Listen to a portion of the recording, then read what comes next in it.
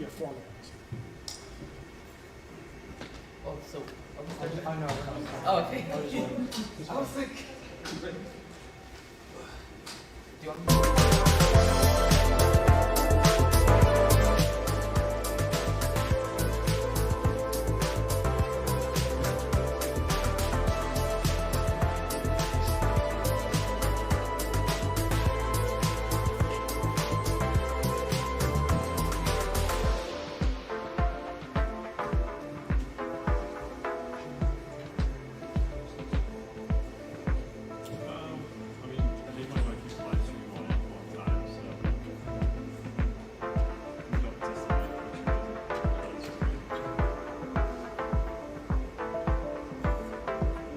Hey everyone, can you hear me all right? Yes. No buzzing? Good?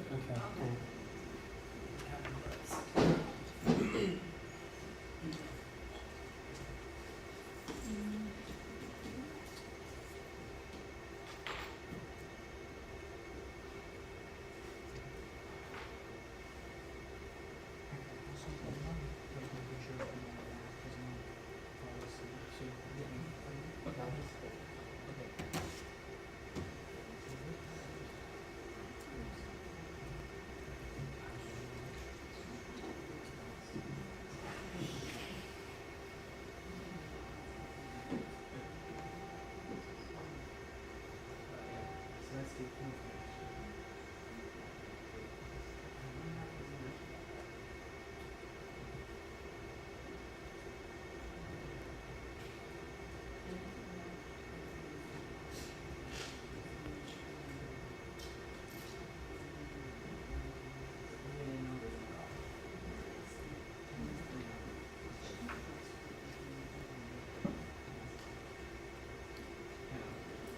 Okay, well, okay. Good afternoon, everyone. Welcome back, and to those who have newly joined us, welcome to the WISE presentations. My name is Jean-Luc Theard. I'm a rising senior at North Carolina State University, double majoring in industrial engineering and political science. And thanks to my sponsors, ASTM International, I present to you the case for autonomous ports. So, in recent years, in light of the COVID-19 pandemic, we've seen issues in our supply chain come to light and be exposed. Some of those include the numerous amounts of trucking vacancies that in turn have created backlogs in our ports and domestically in transporting containers and cargo to warehouses and to consumers. We also see the lack of warehouse and yard space at ports and warehouses alike due to this shortage of trucking, creating more and more backlogs, and issues such as this and more have contributed by projection from the Federal Reserve a 3.4% rise in inflation. Now, more specific to ports, we have seen week-long averages in 2021 on West Coast ports where ships are just waiting at sea, unable to unload their cargo at ports.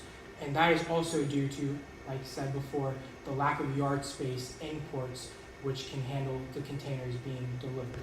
Now, we can also attribute this to just the low standards of ports in terms of processing efficiency as well, especially domestically.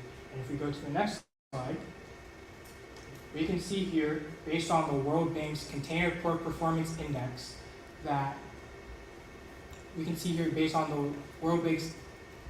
Container Port Performance Index, which ranks ports based on metrics of efficiency, that the U.S. does not necessarily perform well. I have 371 ranked ports globally in 2021. We can see that the top 10 busiest ports in the U.S. have mostly not been competitive compared to their other counterparts.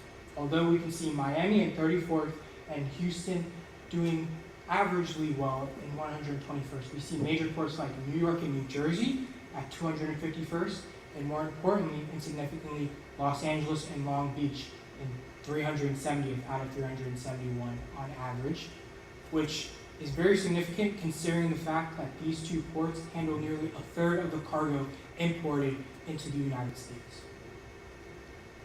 Now, you may be asking, what exactly are autonomous ports?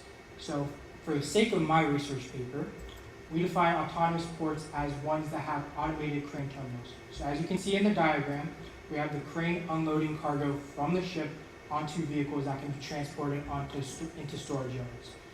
Now, for these types of systems, you have semi-autonomous and fully autonomous, where semi-autonomous cranes can move only in vertical capacities, whereas fully autonomous have horizontal and vertical movement capacities, being able to move it more efficiently onto vehicles rather than having some manual help in terms of semi-autonomous capacities. Now, even though my paper focuses on automated crane terminals specifically, we also see different ports implementing things like automated guided vehicles and using AI in varying facets. Now, you may be wondering, why should we implement autonomous ports? Well, for a fact, autonomous ports and terminals only occur at 3% of ports worldwide, so they're not very common. But if we go back to a study in 2015, which compared Rotterdam's autonomous terminal cranes versus Oakland's manual cranes, we can see that Rotterdam processed container units at 2 times the rate that Oakland did, where 120,000 container units were processed in a given time period at Rotterdam compared to Oakland's 66,000. A very stark contrast in that regard. But also, in terms of research by McKinsey & Company and other port organization leaders, we see that automation can, due to research, cut expenses by 25 to 55% and possibly increase productivity by 10 to 35%. But before we get into that, this is not always the case, so if you could continue on. Now, as we see here, for the most part, we see a very flipped contrast into how autonomous systems perform at ports and the ports, how they rank in the World Bank CPPI. In 2021, we see Barcelona ranked 21st, the Port of Virginia, a domestic port, ranked 25th, Singapore 31st, and Antwerp 87th. Now, you may see Rotterdam at 300th and say, well, that port is very low. But in this case, we see that autonomous systems aren't necessarily a one-size-fits-all solution. They must be implemented in the best way possible to get the best results possible. It's not as if instantaneous results are going to be achieved in this regard. It takes smart implementation to result in this. Now, the major complication with this is in terms of job loss. In Section 3501 of the National Defense Authorization Act, port infrastructure development funds cannot be given to autonomous applications unless deemed by the Secretary of Transportation that they do not result in job loss. This is a very, very strong statement that discourages the advancement of these autonomous systems at ports due to their possible effect on the job market and jobs in general. And as you can see here, the average salary on West Coast ports of port clerks and foremen very much range well over 6 figures. Well over almost $200,000 for port clerks and nearly $300,000 for foremen. And labor unions such as the International Longshore and Warehouse Union have been blocking attempts to modernize ports in this regard, as seen by the Plus Act of 2022, which has sought to prohibit these labor unions from blocking these modernization efforts. Now, right here is a graphic of the Port Infrastructure Development Program's funding, which is run by the Maritime Administration within the Department of Transportation. We see that in 2019, in 2020, and 2021, the funding in millions has very steadily been around $200 million. But then we see a stark increase in this funding in 2022 and 23 due to the effects that the supply chain crisis had in the early 2020s. But as said before, due to the NDAA, none of this funding goes towards autonomous systems in any capacity at all. Now, in current legislation and in my findings, we've seen that the Resilient Ports Act has sought to expand upon the funding that the PIDP provides, as well as how the U.S. Supply Chain Security Act is funding research into foreign ownership of port terminals. To clarify this, ports and port terminals are managed by port authorities, but they're loaned out to companies in order to operate. So we can see foreign ownership in certain companies owning these port terminals to move their cargo through. Now, in terms of implementation, we've seen that Europe and Asia account for over half of the autonomous terminals in the world, whereas the US only accounts for 5 out of 63. A very large contrast in this regard, considering that the US, seen as a technological and advanced superpower, does not invest necessarily in these terminals, but competitors such as Asia and the EU do.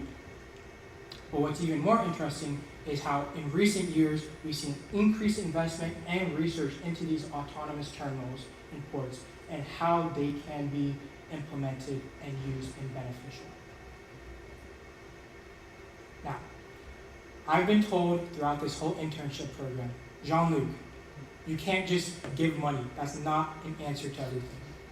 But what I see with this is that the funding that the PIDB provides can control and guide how companies and port authorities can truly implement autonomous systems. The White House's motto towards autonomous systems is making them work for the American people. But how can we do that if just sections in the NDAA discourage that advancement and not address it ahead of time? The fact of the matter is we will see more advancement in technology. It's not a matter of when, and it's not a matter of if, but when. So what I propose is that Congress must research into the efficiency benefits and how to mitigate job loss in order to amend the NDAA to add outlines for companies and port authorities to follow in this regard in implementing these autonomous systems.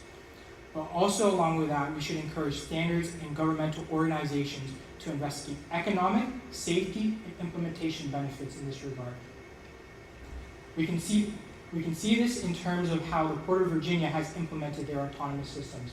They take more so of a small investments, small periods of time in order to invest into their autonomous systems to give their teams and their employees ample enough time to get used to it. Whereas we see in the Port of Long Beach, they invested $1.5 billion into their autonomous terminal, yet they still rank very low on the CPPI.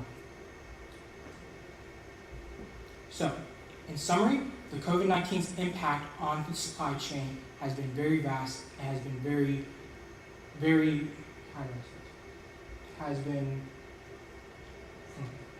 the COVID-19's impact on the supply chains has been very vast and been very public. And the effects on ports has grown interest in autonomous terminals. Labor issues and implementation issues have inhibited the growth of these technological advancements, as seen in certain government and legislations. But if we research into these areas and get the US and the government on the ground floor, we can in turn make these systems work for the American people and create a more resilient supply chain and a more resilient America. Thank you for your time and for listening to my presentation. Do you have any questions?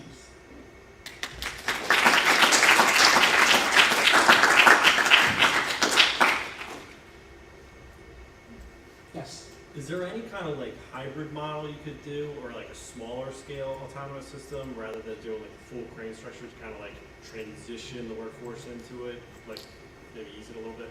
Yeah, so that's where I was trying to get to the point with the Port of Virginia compared to, let's say, Long Beach. The Port of Virginia, from my research, the maximum that they have invested in autonomous systems at once has been around $600 million, whereas the Port of Long Beach, with a decade-long project in $1.5 billion, has been vastly outnumbered how much the Port of Virginia has invested.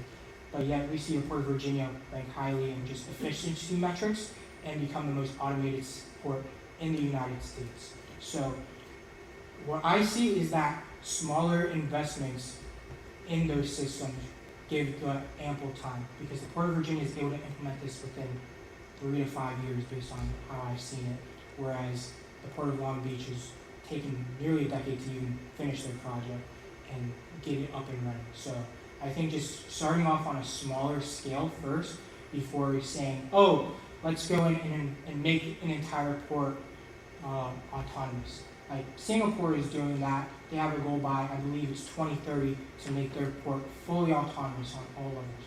But in the United States, based on just how we value jobs and how we want to mitigate job loss in that regard. Taking the smaller scale approach is probably the best way. Yes. Did you come across reasons why, like the labor unions don't want to change things, or, where is the pushback? What's the fraction? Yeah, so as stated in one of the earlier slides, just even the high income that people in these labor unions and working at ports receive.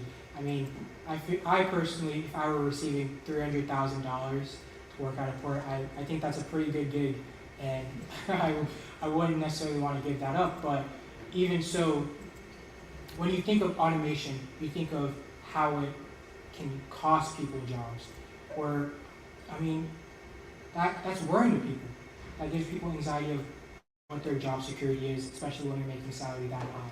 Which is why I think Congress should first research into the benefits, as well as how can we work on transitioning people out of these jobs that we can essentially automate.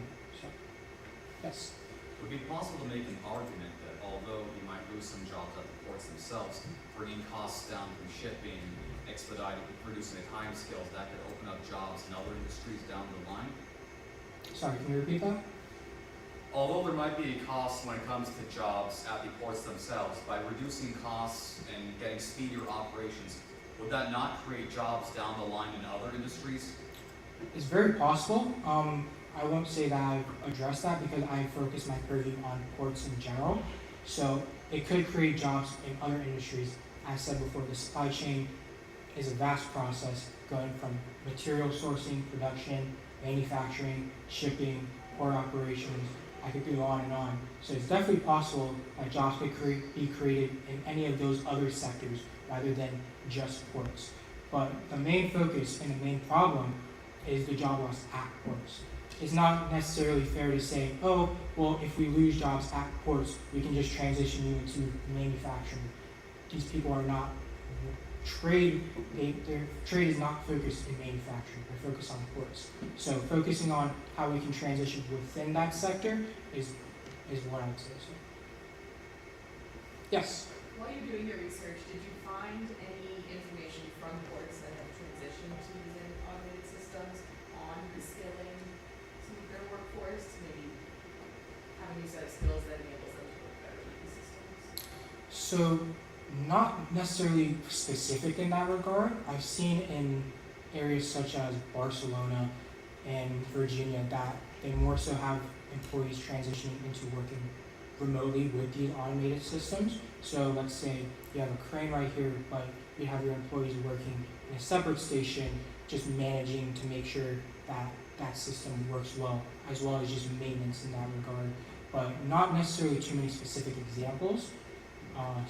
But what I will say is in reference to McKinsey & Company's study is that was one of the major challenges was in getting skilled professionals to work in those areas to manage those support systems. So, yes? So, to scale up the recommendations of your research, what would you think the next steps would be? Would it be to get Congress back? Would it be to maybe have an independent study?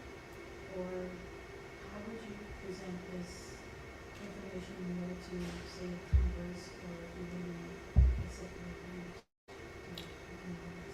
Well, I think it's not necessarily about presenting this information. I think this legislation has come into Congress more so on the Republican side to just try and modernize and make our courts more effective. It's just more so about taking it from this perspective of, let's say, the Democratic side where you want to mitigate job loss.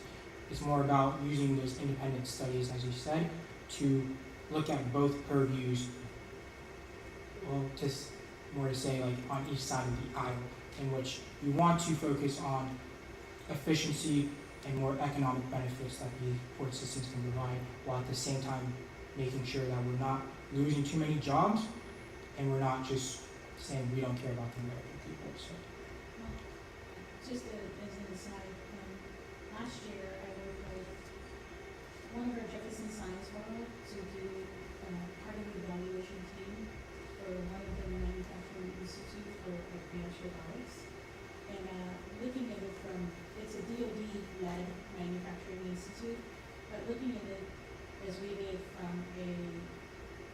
national perspective, state department perspective, supply expertise perspective, we made the recommendation that the Robotics Institute should consider within the parameters of the work that they're doing for DoD to expand to ports, to expand to coming up with autonomous systems, not necessarily the big ones, but the smaller ones that can help with the port situation, because my colleagues that work in the Economics Bureau address the bottleneck along Leach port, and I know we've been very much involved in that, because we have to address it both from a domestic point of view, but also an international point of view, because of all those ships that we're just sitting there in port. And if I remember correctly, in some of the conversations that I had with one particular economist, is like, we needed to convince them that they needed to run 24/7, have people on call 24/7, and not have just a first shift, second shift, and everybody goes home. So I think it's a combination of things that needs to be done, but it's something that is ongoing. The supply chain is a problem that this administration and Congress are pushing us, those of us in the interagency, to continue to address going forward. Passing up to our reports and recommendations and things like that. So, thanks for the presentation. Yeah, thank you. Go ahead. You mentioned that the Port of Virginia is autonomous, or at least partially autonomous, correct?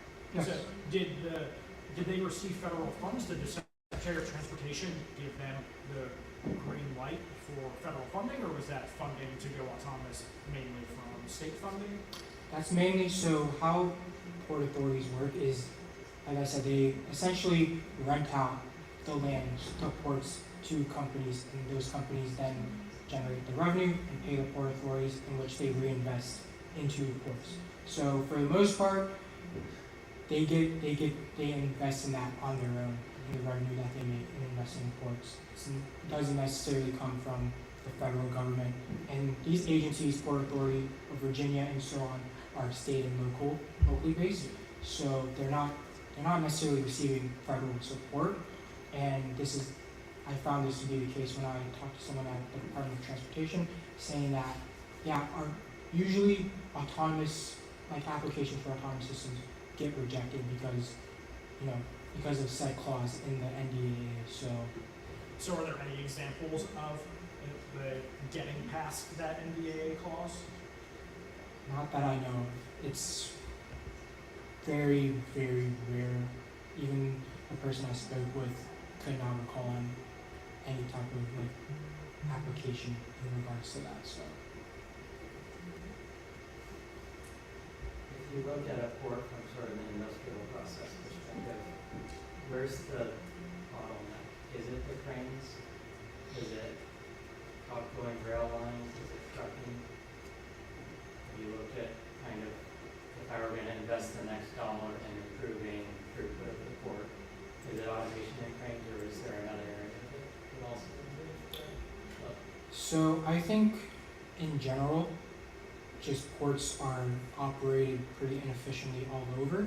I'd say for the bottleneck specifically, like I said in my first slide, it comes from just not having trucks to take the containers out of their storage yards and transport them. And that comes out just companies themselves, like let's say Walmart orders, let's just say toilet paper for example. Walmart orders toilet paper to have in their stores, but their warehouses are full, so instead of just taking their containers and transporting them to their warehouse, they're willing to take fines in order to just keep them at port storage yards. So I feel like that's more so where the bottleneck lies, and especially when contract negotiations with labor unions go on, then like I said before, ports in the U.S. don't work on a 24/7 basis already. So when you have contract negotiations, it's even less hours given to working for port operations. So I'd say more specifically to COVID, that is where like the main bottleneck lies. But in order to, if we want to as a country transition to 24/7 port operations, going autonomous is definitely one way to go, so that way we're not having as many people work whatever shifts they may need to work, and in that regard. So, yes. Did you find enough data to suggest that going 24/7 is going to be like a better solution, or is it just a Band-Aid fix until we get to that autonomous structure? Not necessarily, because to my knowledge, the only way that ports in the U.S. went 24/7 was due to the bipartisan infrastructure law, and that was mostly on the West Coast. So there's not necessarily available data domestically. Now that could change. You know, there could be data on that globally, but I didn't necessarily look into that because every country has different standards on how they work their employees. So I don't think it's necessarily a direct correlation to a direct comparison, to how the U.S. could implement that. Yes. What was the increase in the cost from 200 million to 600 million? One of your slides here. Oh, yes, the graph. So What was that? Why was that such a big increase? I think, like I said before, it came in due part to the supply chain crisis, more specifically in 2021, where we saw record high numbers of ships just stuck at sea. And I think in due part to that, there was more investment in just ports in general, especially I believe at that time it was when the bipartisan infrastructure law was passed. So it allowed more funding to go from 2021 to, I believe it's 2026 or 2027, to have a $400 million increase in funding for the Port Infrastructure Development Program. So what are they investing in infrastructure? mostly from, If everything, containers aren't moving because the truckers aren't there. yeah, it's mostly just more warehouse space, so clearing land for more storage space, and like also just upgrading on like other like aging infrastructure, because these ports are still pretty old. So definitely like other container storage yards and like just manual cranes in general, like they still need maintenance. So upgrading that infrastructure, as well as just clearing more space for more yard space. Clearing more space for more yard storage is what that funding will go to. Any other questions? Well, if not, thank you for your time. I'd like to also thank the sponsoring societies and my fellow interns. The ones before me have done a great job, and the ones you will hear after me are going to be just as great. So thank you for your time.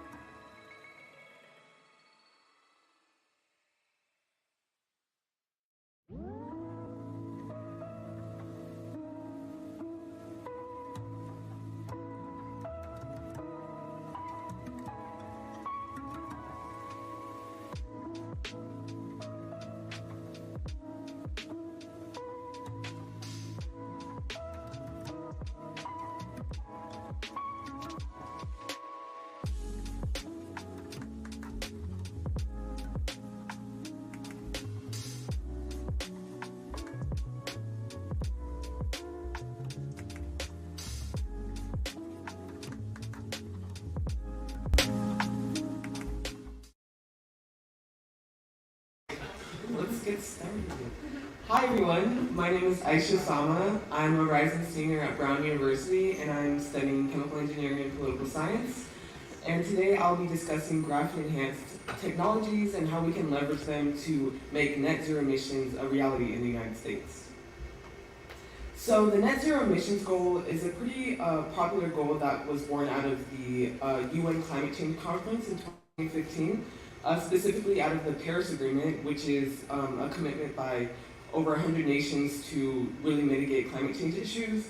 The net zero emissions goal aims to cut down green gas emissions to virtually zero by 2050.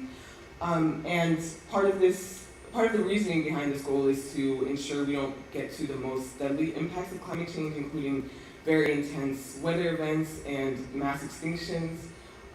But unfortunately, according to most scientists, the US is not on track to reach this goal. And in fact, yesterday we actually heard from someone at the OSTP that kind of could attest to that. So part of the issue behind the US's progress towards this goal is the energy sector. So of all of the carbon dioxide that was emitted last year, a third of it was from gasoline combustion alone.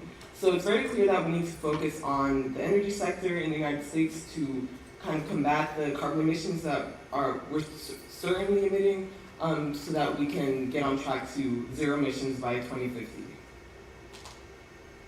So one clean energy alternative that has kind of been looked towards positively is the lithium-ion battery, particularly with electric vehicles. However, if we look at this chart, it's very clear that the lithium-ion battery's energy density pales in comparison to basically all natural fuels. So the energy density is just the amount of energy produced per volume of material. And as you can see, the lithium-ion battery is just so far behind all of these materials. And although we're probably not necessarily going to get lithium-ion batteries to match fossil fuels, we certainly need it to be a little bit more energy dense to make it feasible for use in electric vehicles. So let's just sort of shift to a discussion of two very important components in lithium-ion batteries.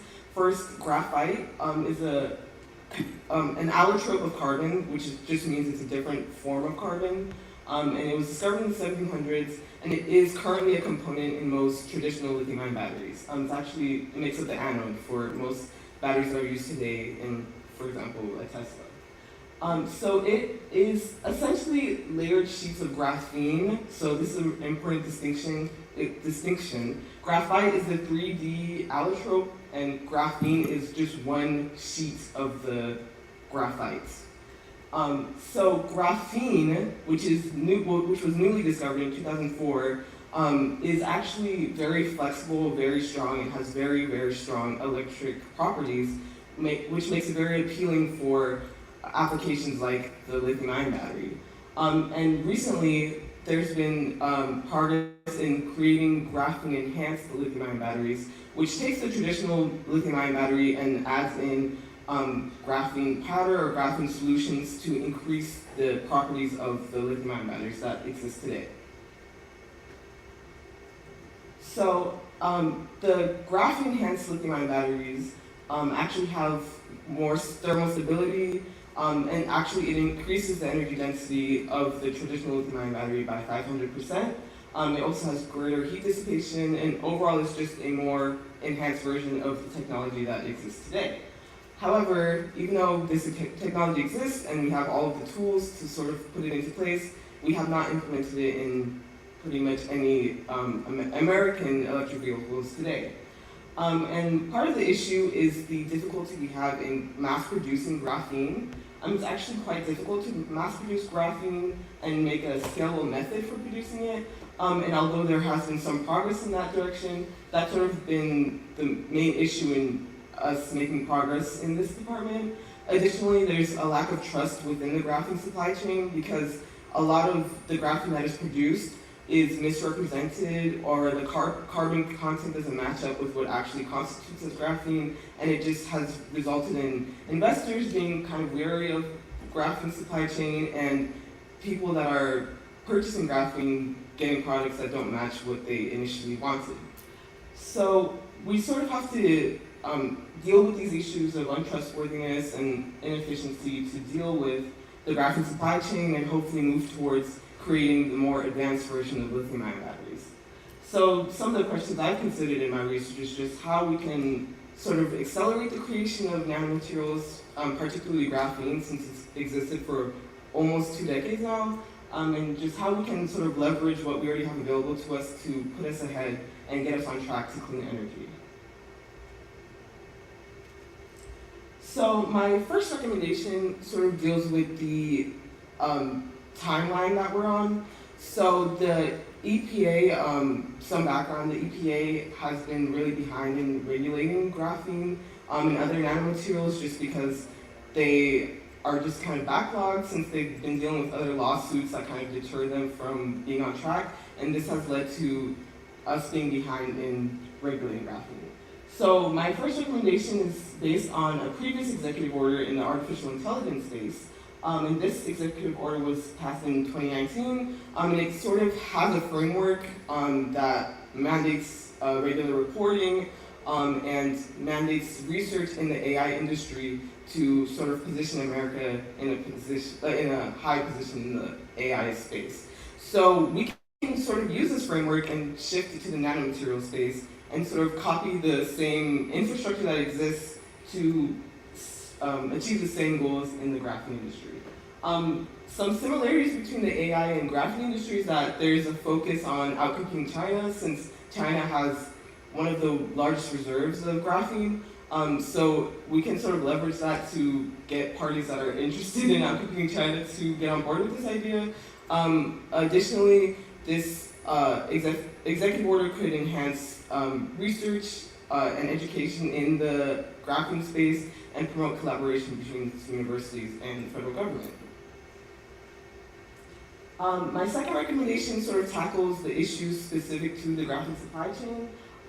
Right now, as I mentioned, there's a lot of issues with people misrepresenting the graphene they produce, and there's also a lot of defects in the graphene production industry. So what we can do is create a standardized method of reporting or labeling graphene, and specifically we should include things like carbon content, the method of production of the graphene, just to make sure that there's more trust and cohesion within the graphene supply chain. So one way we could do this is by mimicking the Federal Trade Commission's method of standardizing materials. In the past, they actually created a policy on reporting recycled oil, and it features like definitions of the types of oil and ways that we should label it. And again, we can use this existing framework and translate it to the graphene space to ensure more reliability within the graphene supply chain.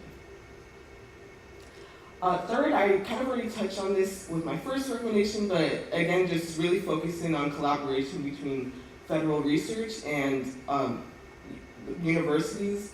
We can really incentivize both parties involved by leveraging their interests. For example, Brown University actually just received funding from the DoD to do research in graphene because graphene has another application in the military space where we can make personal protective equipment that's biochemical and resistant to chemical warfare agents. So Brown gets money and gets research attention and publications. The DoD gets research on this very valuable chemical, and they both sort of benefit from this relationship that they have. So we should hone in on that more.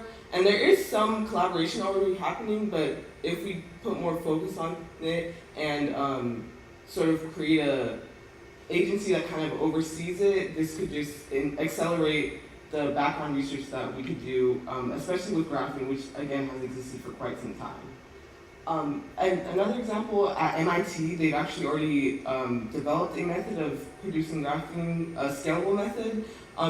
And again, this is an issue that has faced the graphene supply chain for quite some time. So we can see that with the help of universities, we can actually accelerate this process.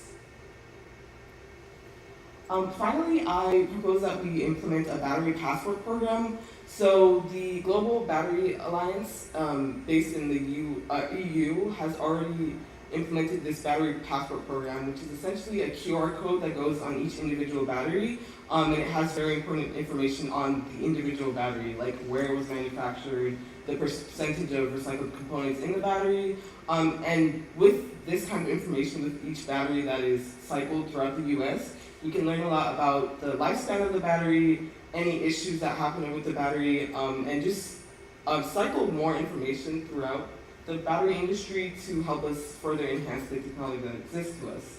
And Tesla and Ford have already expressed interest in a program like this and are actually doing their own research into sustainability trackers.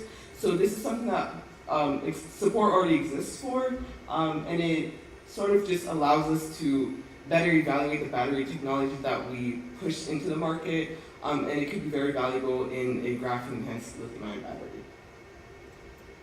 So ultimately, the main issues facing the graphene industry are transparency, reliability, and efficiency issues. So we need to focus on these three areas to ensure that we are tackling all sides of the issue and setting ourselves up for success in the graphene industry by making sure the infrastructure that we lay is sound. So thank you so much for listening, and do I have any questions?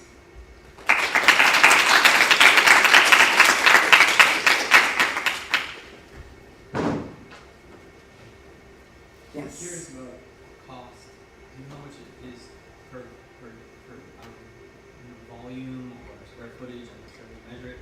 Is to produce graphene, and how much it would be needed for like one Tesla or the supply chain demand? So I don't know the specific amount of graphene that would be needed for a graphene-enhanced technology or graphene-enhanced battery. What I do know is that in terms of the graphite that's already used in lithium-ion batteries, it actually makes up 70% of each battery.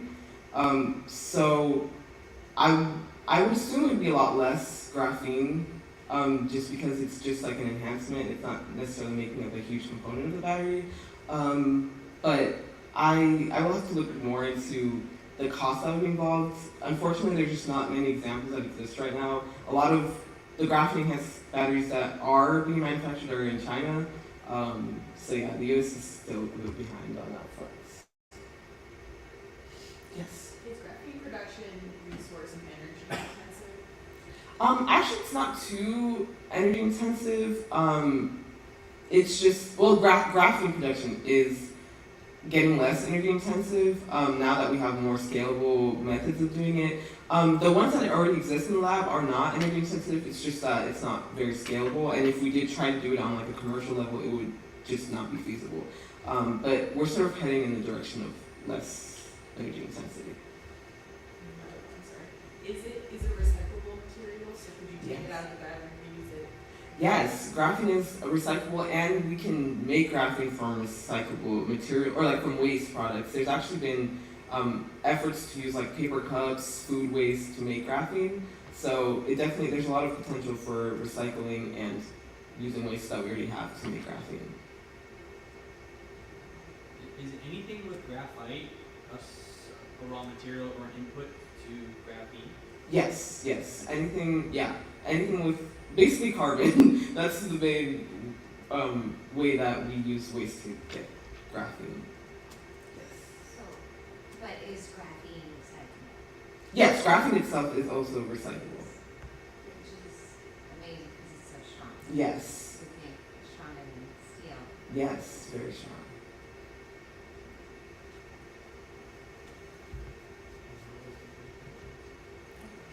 No, go ahead. You talked about large reserves in China. Are there other countries that have large reserves? Yes, Turkey, Canada has a relatively large reserve, so that's, I guess, an advantage for us. But yeah, China leads by a long shot, I think.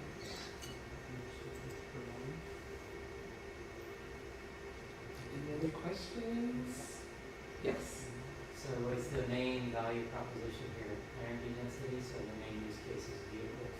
Yes. Are there, I mean, one of your earlier slides seems to focus on the power sector, looking at coal and natural gas emissions and so forth.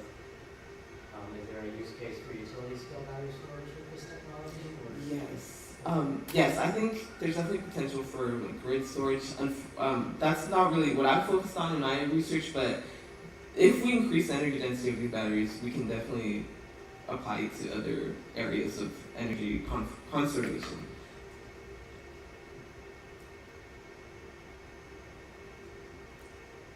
Any other questions? If not, okay. Oh. Okay, well, thank you so much. For a second round of applause. Thank you so much.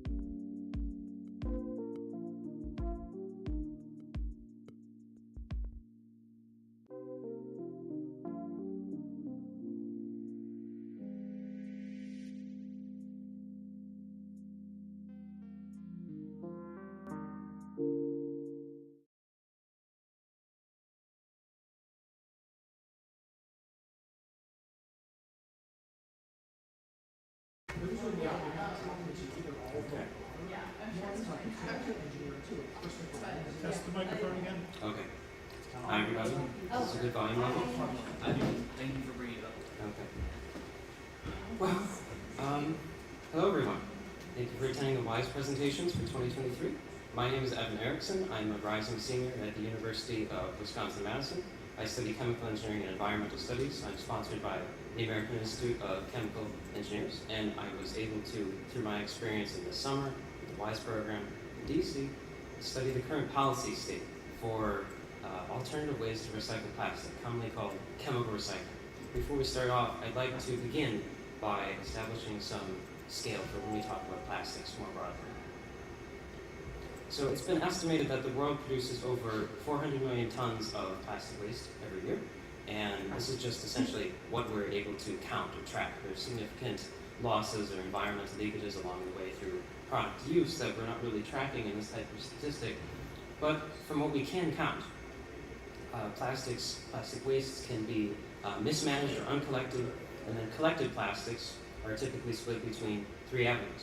These include landfill, incineration, and recycling. Recycling is by far the most preferred option of those three, but it's also the least practiced. Globally, less than 10% of our waste plastics, again, that we are able to track are recycled. That value is slightly worse for the United States. It's closer to 5 or 6%. And this is needing to be taken into context, considering that the US produces the most plastic waste of any nation on earth per person. So a lack of recycling, both at home and abroad, is a very serious problem. It pushes more of our collective plastics into those environmentally damaging disposal methods of landfilling and incineration. It allows more of our plastics to go mismanaged, contributing to pollution of ecosystems and communities, and significant health impacts for the people who have to live with plastic pollution on a day-to-day basis. Our current low recycling rates have a lot to do with what plastic is and what recycling is. Plastics are extremely diverse materials, and they are not chiefly designed to be recycled by our current methods. Our current methods are considered mechanical in nature. They involve washing and shredding and melting to reform certain waste plastics into reusable products. And while this is a very established system, we all know about recycling, it faces very significant limitations. Chief of which is that only certain types of plastic are accepted at mechanical recycling systems. So depending on what type of plastic you have, it might be automatically destined to go to a landfill or incineration or pollute the environment. There's no chance of recycling certain plastics as they exist today. Another significant limitation is that there's a reduction in quality. Every time that you recycle plastic mechanically, which means that certain plastics that are accepted for mechanical recycling can only be done so a finite number of times.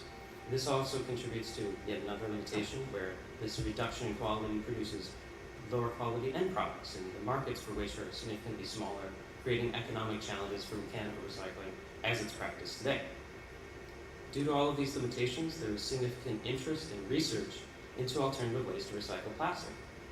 And many of these are collected under this umbrella term of chemical recycling because they all involve chemical transformations rather than mechanical ones. However, I want to stress, and this is going to be a theme throughout this presentation, that chemical recycling is not just one thing. There are many different processes that differ based on the extent to which they chemically break down plastics. Some of these processes are able to make plastics from waste plastics in a kind of traditional conception of recycling as we are familiar with it. And others put plastics to other uses, such as the creation of chemical feedstocks for industrial processes or fuels for other diverse uses. Not necessarily recycling, but finding another use for waste plastics. But there is a significant degree of heterogeneity even further because some of these processes have been developed to accept many different types of plastic, more so than mechanical recycling currently can. Some of them are under current research and being specialized into very specific types of plastic. Some of these are at more advanced levels of commercialization. There is a significant degree of heterogeneity. And when we characterize all of these processes as chemical recycling, it's a significant generalization. It causes confusion, uncertainty. It hinders our ability to technically accurately talk about chemical recycling, let alone to regulate it. So there is that limitation, and additionally, many of these processes are emerging technologies and they're under current research which means that there are gaps in our knowledge about what these processes actually do and the totality of their environmental impacts, for example, if they're to be implemented on a commercial or industrial scale. The final limitation here for chemical recycling at large is that there's very limited infrastructure that currently exists to practice these advanced methods. So in the United States, last year, the National Resource Defense Council took an inventory of facilities that were practicing chemical recycling. It found 8 relevant facilities and some general trends in them. All of them were small scale, limited capacity, limited application. None of them were making plastics from waste plastic on these chemical recycling methods. Instead, they were preferring avenues that produced fuel or feedstocks from plastics. Another significant trend that they observed was that these facilities are being concentrated in areas that are disproportionately low income, disproportionately people of color, and that raises significant environmental justice concerns. That's the idea that no matter who you are or where you live, you should have access to equal, equitable, healthy environmental conditions which you surround yourself, which you live in daily life. So what we have are currently very limited applications of chemical recycling that also appear to be concentrating risks on vulnerable communities. We have individual industry actors that are tending to pick processes and sites based on their commercial prospects, it would appear, and without much regard for a more technically rigorous analysis of what these various processes of chemical recycling could play for plastic waste management strategy in the U.S. overall. Absent that strategy, we have seen two kind of diverging attitudes toward chemical recycling develop in state-level policy.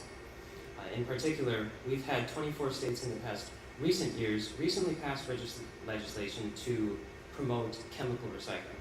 And they do this chiefly by making it, changing a legal definition essentially, making sure that chemical recycling technologies are classified as manufacturing rather than waste management. What that does in effect is to lower the regulatory burdens on chemical recycling processes operating in that state, maybe in an attempt to prop up the industry in that state, but it has two major consequences.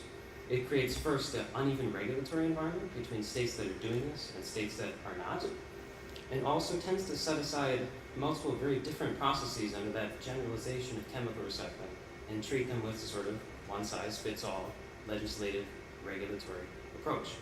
Now, on the other side of plastics, we have several state leaders who are trying to become leaders in addressing plastic production, because recycling is more an attitude of dealing with plastic waste that we already have. Some states are implementing measures to reduce the amount of plastics that are being produced in the first place.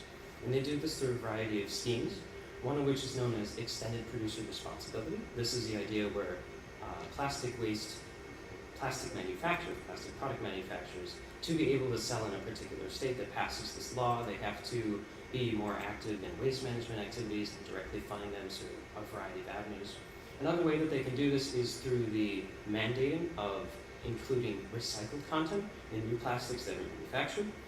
And a final method is to implement bans or charges or certain taxes against specific categories of single-use or unnecessary plastics as they are deemed. But this overview shows that there are diverging attitudes toward dealing with plastics and or supporting chemical recycling in the United States. And the reason for that is because we do not have a federal strategy.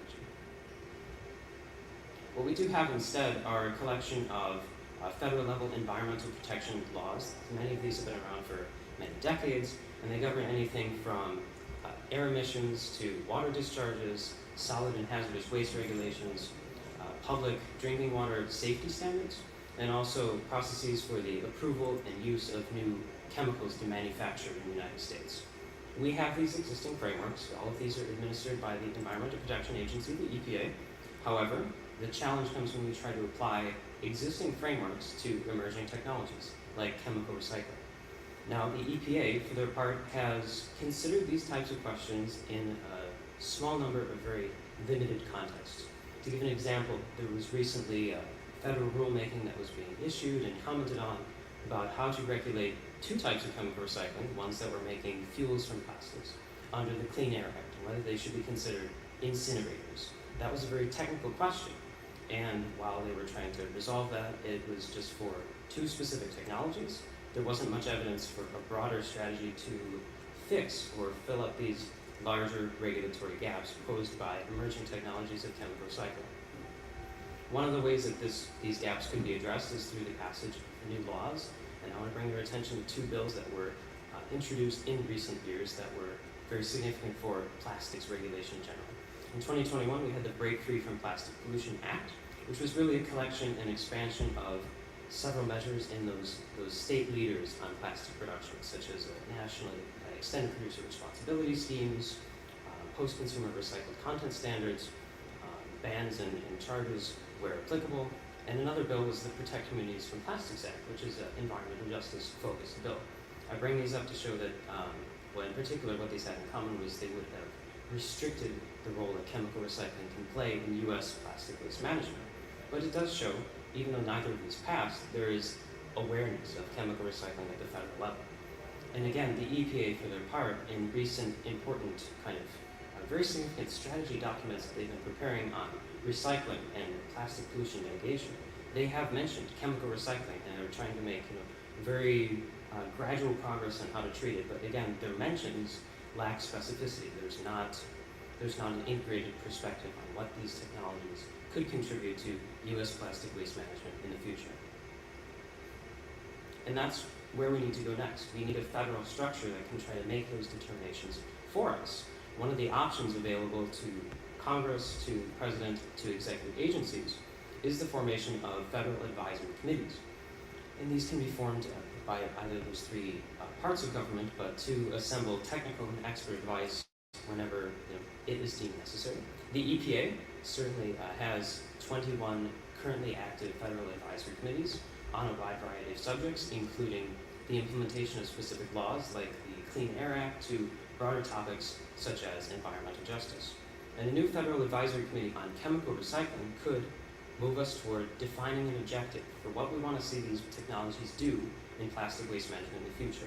This would involve process-by-process work, kind of disentangling the different processes from under that chemical recycling generalization to ask very important questions like, what is the commercial status of this technology? Does it make plastic, or is it making a fuel or a feedstock? That controls whether we can really consider it recycling or if it's just another use of waste plastics. What is the global warming potential of this technology as implemented commercially? What are the local impacts that we would see if we tried to use this process? These are the types of questions which, if answered in a very technical and specific way by an advisory committee that assembles expertise from industry, from academia, from research sources, we could guide and inform state and federal regulatory strategies and move us closer toward a more integrated perspective in waste management that involves economic, environmental, and social context.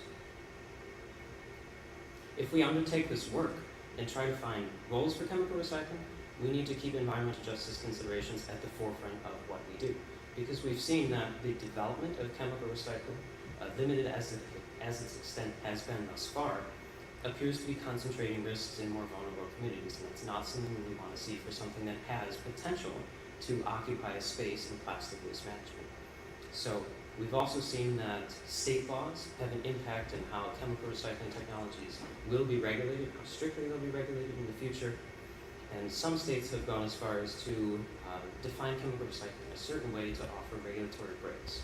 Chemical recycling should not be promoted in a way that provides regulatory breaks for the development of the industry's sake.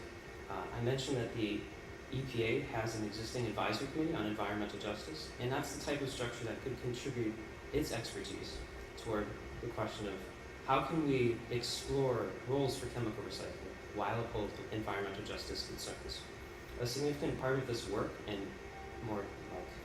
more technically rigorously defining and answering this problem, will be federal support for more research into each of the various chemical recycling processes as they've been proposed to more comprehensively define their environmental and social impacts on local communities that live on the fence lines of said technologies. The final consideration I want to leave you with is that if we undertake this work and try to find roles for chemical recycling moving forward, we do have to acknowledge its inherent limitations. There's a significant quantity of plastics at the global level and at home in the United States that is going to remain mismanaged, and that will be impacted by the implementation of recycling technologies. Furthermore, these processes, the infrastructure is quite costly, and that's going to limit its implementation to the United States in specific contexts and maybe a few other countries. We need to recognize that if we look at chemical recycling, we will also need a complementary suite of policies that's more geared toward plastic production. I mentioned, I overviewed that certain states are becoming leaders on this through the implementation of extended producer responsibility schemes and recycled content of new plastic manufacturer standards and bans where it's applicable on single-use or unnecessary plastics, recognizing where plastics are needed in today's economy, like in medical applications, where you need things that are easy to mass produce, that are sterile, or cheap to be implemented. So no bans in that category. But an advisory committee on chemical recycling, while it takes up some of those technical questions and finding its roles, could also look at which of these state-level measures should be extended to the national scale.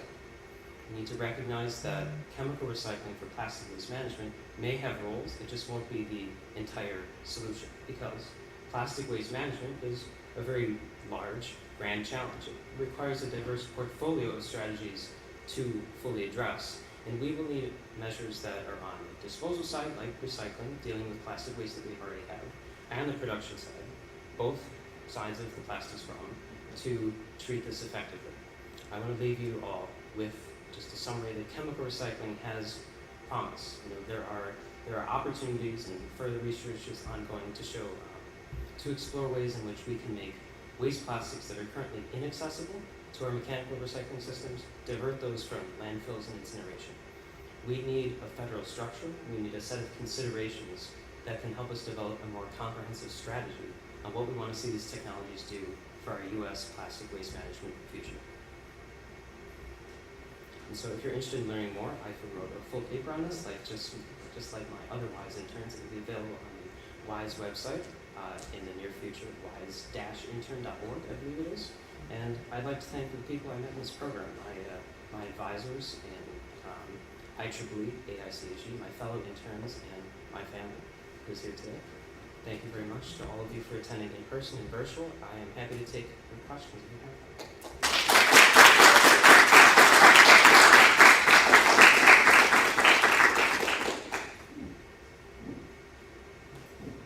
Are there any secondary environmental concerns with chemical recycling, like for air quality or water quality, through the plants or where it occurs? Secondary environmental concerns. So I would say that any type of industry has to follow existing state and federal laws to obtain permits to have air emissions and water discharges. So the trouble there is that there's not research in all cases that explicitly defines what those are going to be. So even though we have the framework at the federal level to deal with those kinds of emissions, there are just gaps in our knowledge for particular types of these chemical recycling technologies that would probably hinder how they can be fit into these existing regulatory frameworks. Does that answer? Here's would another country that didn't care about emission standards or contamination standards take up this technology if we advanced it and just use it as much as they wanted? Could it have negative impacts if another country adopted it on a large scale? So many of these technologies are the subject of current research. Thank you for your question, and you as well.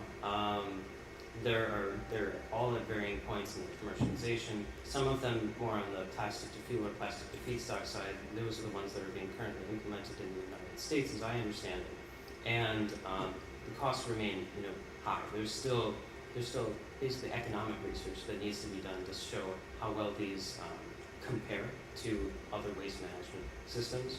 So, as I mentioned, the uptake of these chemical recycling technologies, because of the limitations and the process-specific limitations, and also economic considerations and general variables in the problem that aren't well defined, probably prevents their uptake in the near future by another country if it. I don't know. Is that answering along the lines? That was excellent. I have so many questions for you. Maybe you can pick one to focus on. Okay. So this is so interesting to me because it's really an example of state-level policies potentially driving federal-level policies, and that's really interesting. And so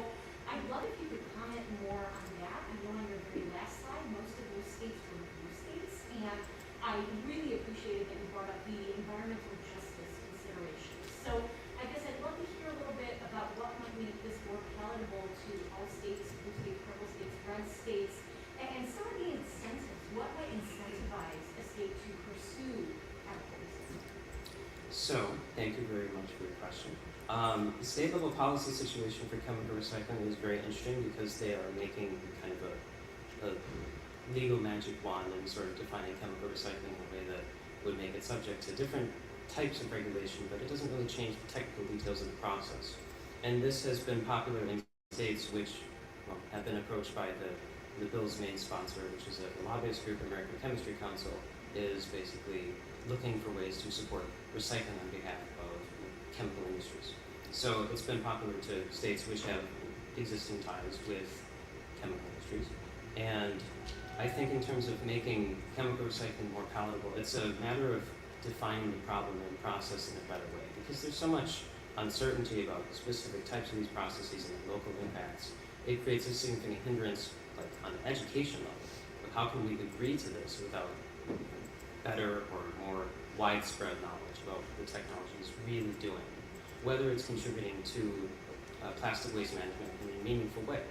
And this is obviously a technical determination, but there's a significant difference between a process that converts a waste plastic into a fuel to one that makes a plastic. And that is recycling as we understand it. And that would probably have more broader support because recycling is very popular and enjoys broad support.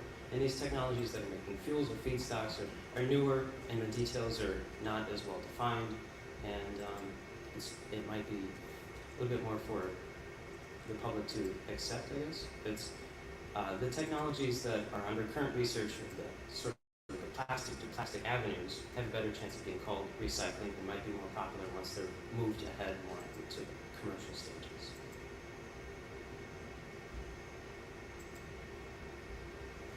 So, Anna, did you mention anything about microplastics? I did not, and that's I know unfortunately a conscious choice due to time, but it became a significant portion of the. If you have a specific question, I'm happy to talk about No, microplastics. it's just that it's so problematic. I don't know how to Yes.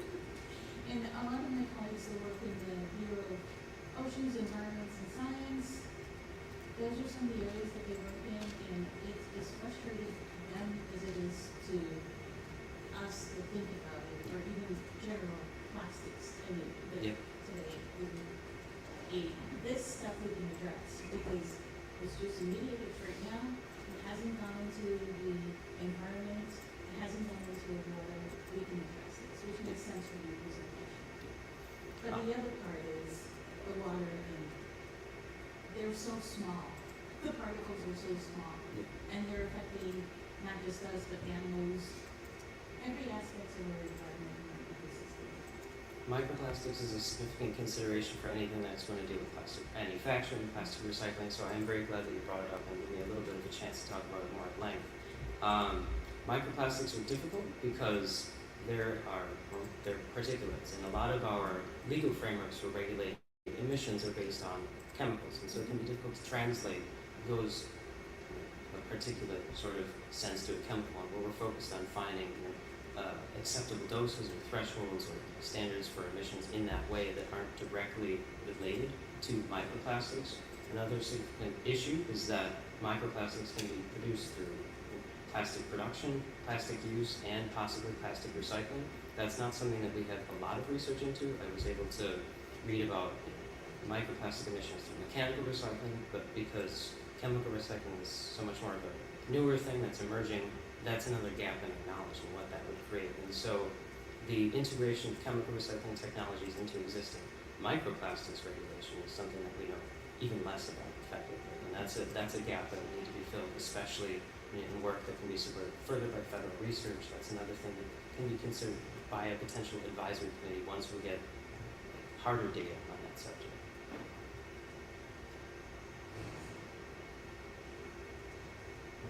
Any questions?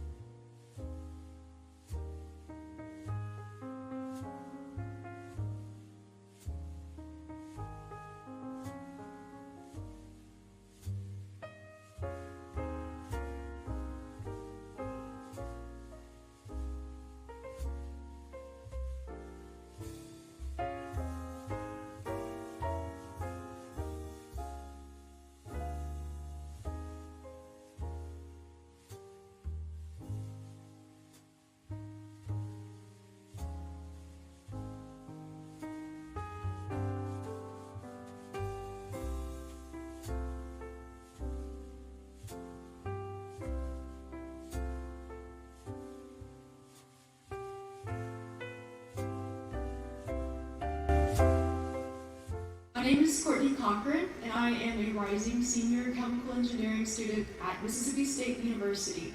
This summer, I was sponsored by the American Institute of Chemical Engineers, and I conducted research on the advancement of microgrids in the southeastern U.S. But before we get to microgrids, let's start by looking at the problem at hand.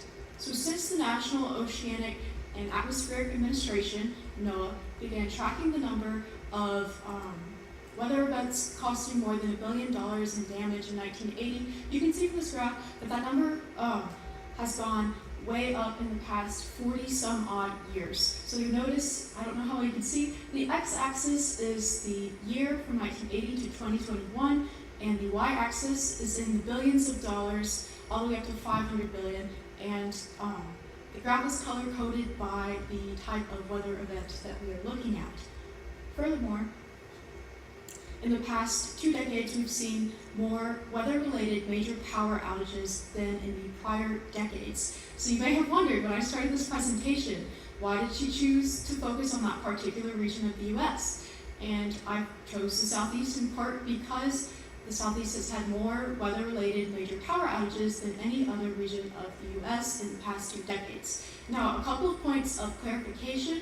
Major power outage on this graph this map is defined as 50,000 or more electricity customers without power, and the Southeast is defined according to the National Climate Assessment definition, which includes Mississippi, Alabama, Louisiana, Georgia, Florida, North and South Carolina, Arkansas, Tennessee, Kentucky, and Virginia. And if you're curious, the region with the second most weather-related major power outages is the Midwest, followed by the Northeast. And obviously this breaks down a little bit differently if you look at individual states rather than regions. Texas and California kind of lead the way individually. Another problem is that we have an aging power grid, which is more vulnerable to severe weather in multiple ways or multiple reasons. So firstly, most of the electric grid infrastructure in the U.S. was built more than 25 years ago.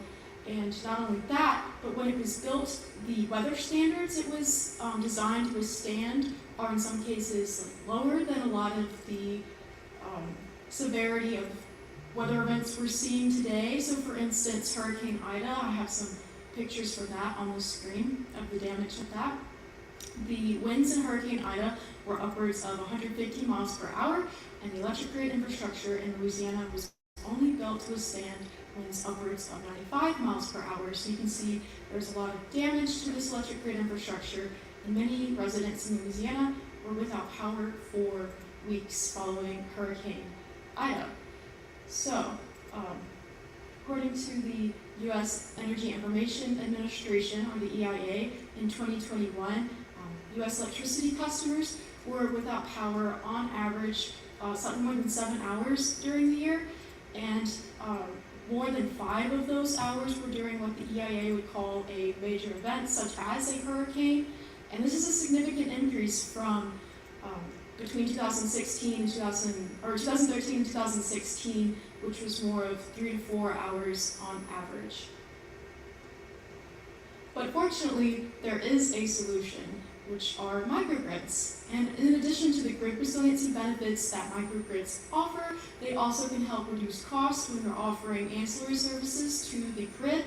They also have environmental benefits in that you can integrate more low carbon and renewable energy technologies.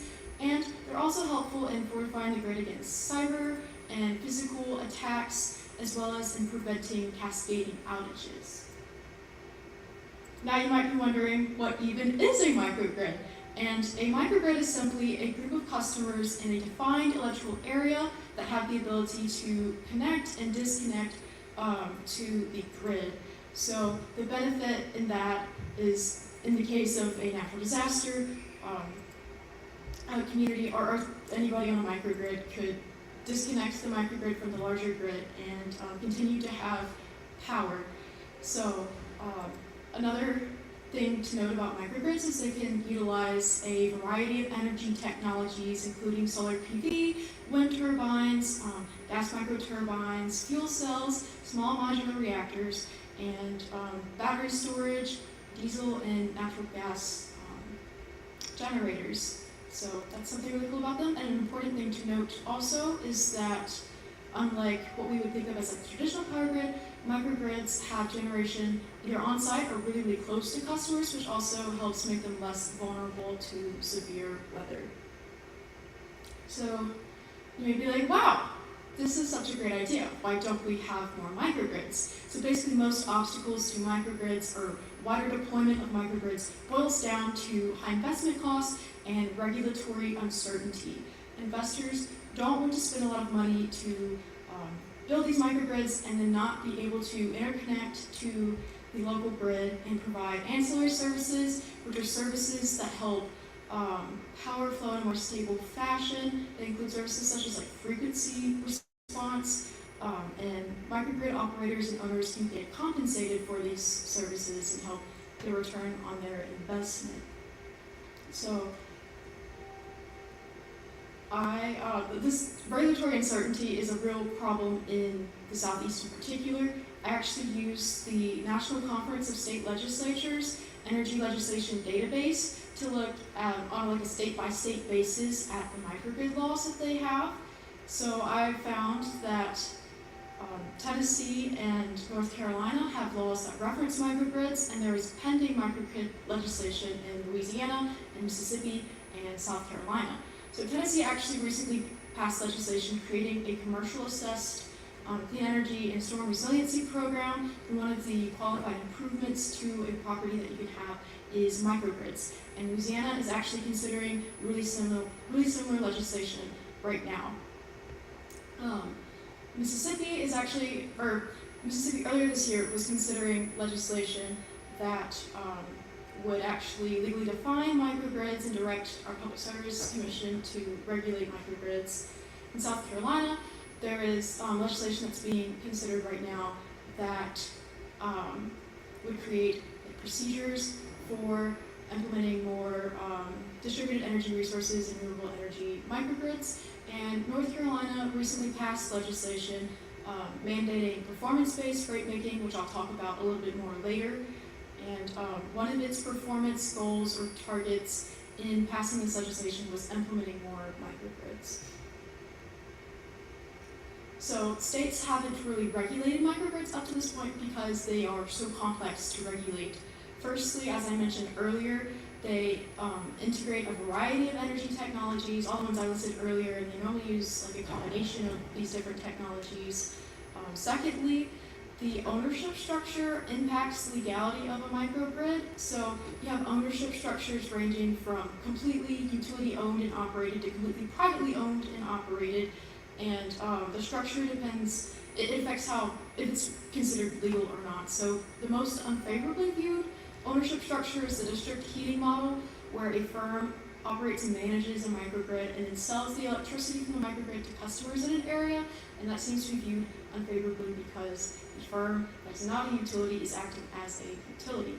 So my first recommendation is maybe a little straightforward, but at times would be hard to implement since Mississippi was trying to do this recently and the bill died in committee, but simply actually creating more regulatory certainty for microgrids.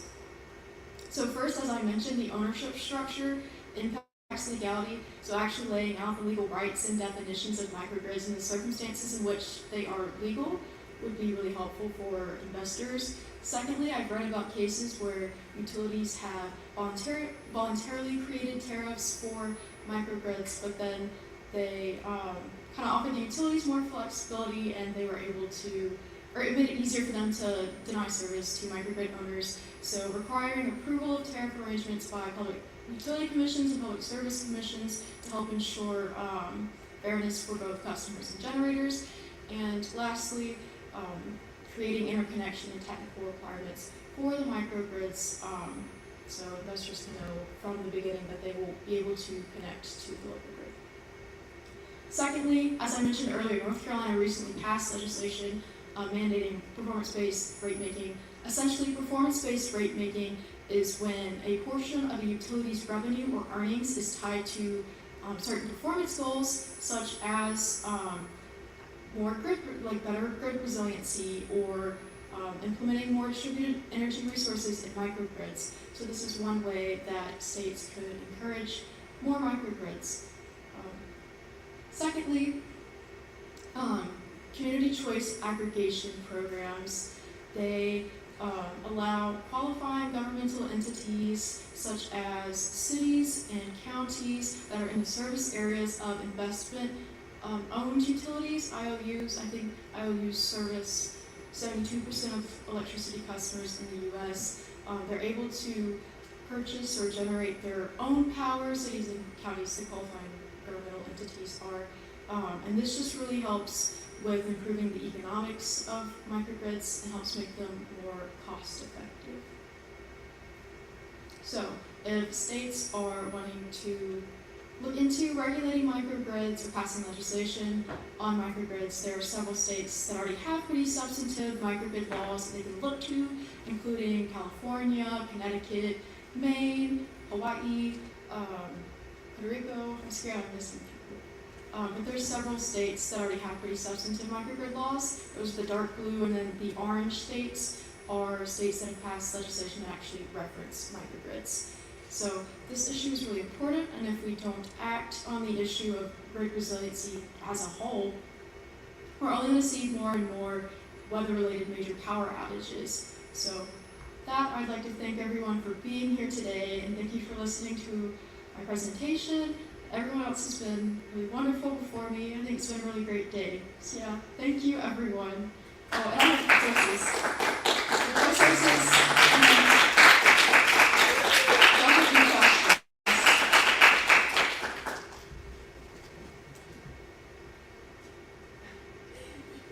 Yes. So I know you focused on the southeast, but it seems like you did at least a survey of laws elsewhere in the country. One of the things I'm sure you're aware of is that the southeast is traditionally regulated, whereas most of the other areas of the country have restructured their markets. Do you think it's easier or harder in other areas of the country that aren't operating under traditional monopolies to implement microgrids? In my experience, it seems easier. Because there's more competition. But that's definitely something I get much more into in my paper. It just seemed like a lot for a 10-minute presentation Absolutely. to get into like the traditional vertically integrated utility structures in the Southeast. Thank you for your question. It's a good question. What are the types of communities or areas that would benefit most from having microgrids available? That's a good question. I didn't make the distinction. Sometimes there's a distinction made between community microgrids and just microgrids. I think community or like microgrids in like residentially zoned areas. But I thought maybe communities that are like more consistently like hit with major weather events might be good for them to look into that. Like critical services, like hospitals. If I had a big footprint house and I wanted to hook up to the grid, would that be considered a microgrid? Like, at what level do you consider yourself a microgrid? That's a good question. That's why we need like really clear legal definitions of what constitutes a microgrid. So walk me through this a little bit more. Kind of similar to your question on markets. What's the driver for states to really invest in a microgrid? Is it a resiliency argument? I believe it was one of your slides towards the end where it said that, this is a way to think about if your state were to make an aggressive goal about being carbon-free by 2050 or 2080. So walk me through a little bit of why a state like Erickson State in Mississippi that has legislation pending might find some sort of legislation with respect to microgrids and establishing them to be compelling. Yeah, I feel like a state might find it to be more compelling. I don't know, I focus a lot on resiliency benefits. I know that that's a real problem in a lot of the Southeast. I mean, you think about the kinds of weather events we have. In Mississippi, we have a lot of tornadoes and hurricanes that disrupt power. I feel like something that's really motivating to a lot of states in this region, or at least my state, is economic benefits. So I think something that you could argue to pass some of this legislation is there's economic benefits to having added grid resiliency. that's something I had thought about. I don't know if that answers what you're asking. So on the resiliency argument, as you know, when a hurricane or tornado hits, most of the damage that takes the longest to repair is on the distribution system, those wires that go to your house. And a microgrid of sufficient size also has wires that go to your house that are likely to get hit during these similar weather events. So I'm wondering, can you walk us through the resilience use case for a microgrid? Why is it in fact more resilient than the whole power system? So I think the idea is just that you don't have power lines going quite as far, like you're closer to your energy source than with the traditional grid, as I mentioned earlier. So that just, I guess, helps like the probability of your power lines getting taken down. There's fewer of them between you and your power source. I think that's like one of the main arguments, and then also the being able to disconnect from the grid and just operate off your power source. So I didn't, go ahead. I think a lot of this discussion on microgrids also came up during Hurricane Sandy. After the East Coast pretty much got devastated, New York, New Jersey, all along the central mid-Atlantic states. I know in New York that they did put some funding towards taking some studies into looking at microgrids. They're looking at some of the work that Massachusetts have been doing, and this is where the whole conversation to smart cities have come up as well. So it's part of that resiliency, security kind of thing as well. And then there's also things related to attacks on our power grid by domestic and international entities, to not have one big grid where if it goes down, the rating goes down. So to be able to plug and play, it makes sense. It also makes sense from an environmental and climate perspective, as climate is changing, as we see certain weather events in certain areas, then you get a better sense of what tools you need to put in the toolbox of what makes up your microgrid system. So it's an ongoing discussion. Are there any more questions? And thank you for everyone who asked questions. Did you look at ERCOT at all in your paper? I know you're focused on the southeast, but any lessons learned there? And then do you think there will be even more of a case for microgrids as more Americans move to electric vehicles and electric appliances? So I did not look at ERCOT because I was a little bit intimidated by all of that situation. I do think there will be a case for more microgrids with more, like, greater electrification.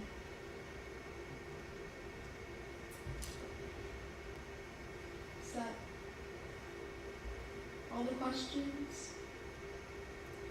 Okay. Well, thank you all so much for being here. I really appreciate it. So.